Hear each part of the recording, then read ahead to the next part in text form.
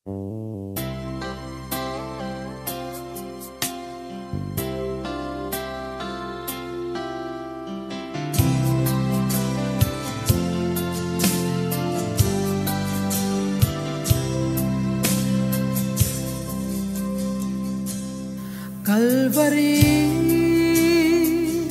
lang cross kathira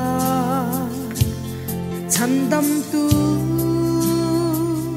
tuar lai ka fu misual berthi I cross to tlangi anunna katana la buồn sẽ đón cái thế đó biết rất tua đun săn đâm tu biết đẹp su cả đâm lời ắt lát tha son cả tan la môi đời Setanan ne na chan tu mi man ro chi kim bang ma se thi na thiu ti hey na chu dei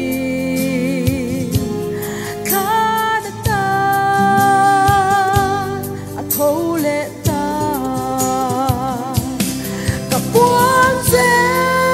đón cái thế đó biết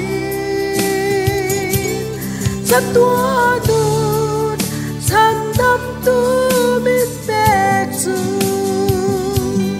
cả đâm lời thì ắt lát mà son cả tan la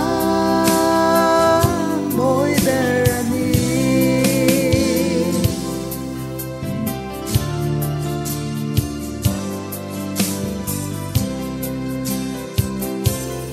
mà ngày na mặc ta cả lâu ni khen về tu ta đã trong trai có ba anh thiếu ti xuân anh sẽ lâu ngài đâm ro ti in na đi buồn sẽ đón cái thế đó biết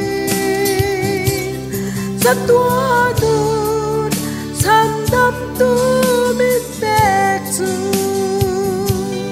cả đâm lời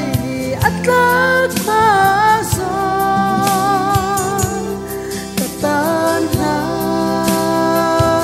môi đời chan đâm tu thi na thi in a tho le